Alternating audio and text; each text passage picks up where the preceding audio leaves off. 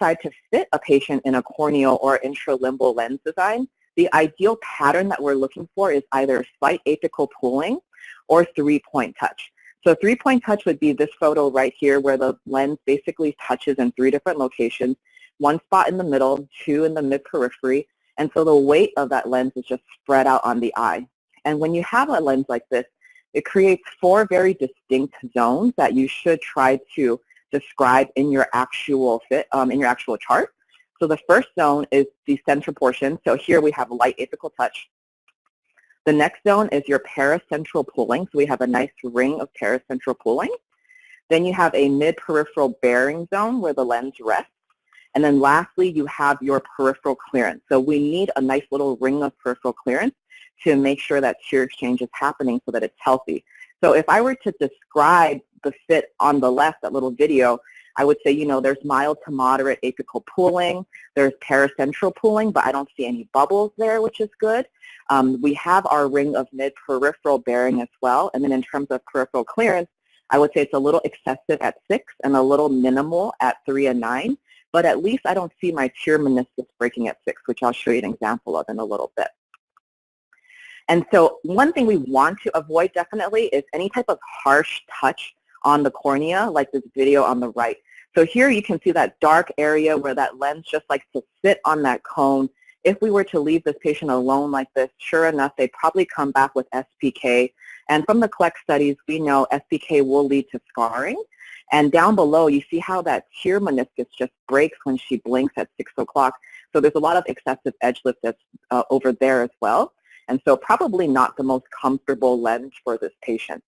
Now, a lot of my students will come and say to me, hey, Dr. Lee, I see touch. And then I'm like, is it harsh or is it light?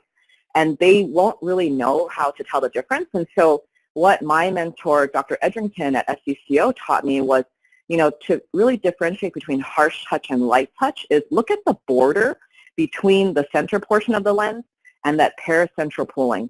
If that border is very distinct and easy for you to see, then it's most likely a harsh touch, as opposed to the picture on the right where the border is very fuzzy and hard to define because the tears are kind of just, ebbing back and forth underneath that area of touch. And so this right here kind of for me is how I differentiate between the two. Harsh touch will definitely lead to SPK, whereas light touch we're hoping will not, but we have to monitor and make sure that it's healthy.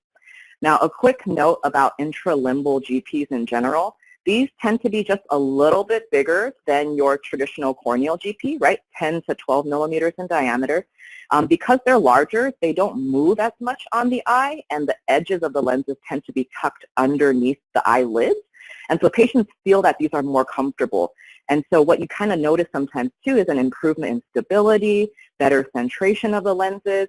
And so when I think about when I may switch from a corneal GP to an intralimbal GP, it's when my patients in GPs are having all of these similar issues, right? Comfort issues, centration issues.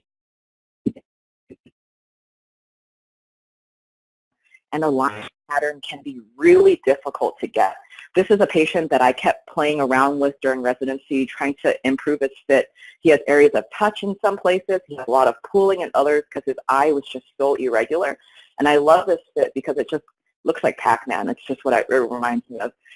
And so what I have to learn, too, is that, these patients don't have regular corneas, so don't expect beautiful fluorescein patterns every time.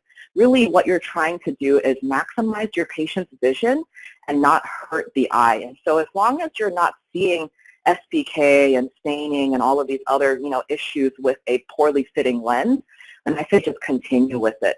If your patient does start to show ocular health issues, then we really have to think about the next step in their vision rehabilitation. And so if you're going to fit your patient in a corneal or intralimbal design, first and foremost, follow the fit guide. Some guides tell you start with deep K. Some guides say start with average K. Really just get a lens onto the eye and then start making changes based off of the fluorescein pattern you see. And really, you want to use your Raphson filter. So look at the difference in the fluorescein pattern between the photo on the left and the photos on the right. The Raphson filter just really highlights that fluorescein pattern and makes it easier for you guys to see if there's pooling or touch and things like that. And then once you find the lens that gives you, really light touch or really slight pooling, then go ahead and do an over-refraction. Don't over-refract a lens that's harshly touching the eye or has a lot of pooling, because that over-refraction is not going to be accurate, okay? And then lastly, you're going to want to document the rest of the lens fit, and then call your consultant and just kind of talk with them, give them your over-refraction, make other changes you need to make to your peripheral curves or special coatings you may want to add on, or if you want to denote a specific material for your patient. And that's generally how I go about fitting my corneal and intralimbal lenses. One other diameter or one other parameter that I really like to modify as well is the optic zone. So a lot of your cone patients, they're going to have a lot of paracentral pooling, because if you can imagine a lens sitting on top of a cone, it's going to teeter-totter, and then all around the base of the cone, you're going to have a lot of liquid and fluid just filling up there. And if you have too much paracentral pooling, you can actually start to get bubbles there as well, and it's not comfortable for your patient, right? And so this is a patient that I saw where all I did was I took the OZD and made it a little bit smaller. And essentially, Dr. Bennett taught us this actually at our GPLI Residence Day. You're making the optic zone smaller to tuck that optic zone around that cone, making it just a little bit more of a snug fit. And so by doing that, you get rid of a lot of the paracentral pooling, and hopefully you get rid of the bubbles that may come with it as well. So hopefully you guys can see the difference there.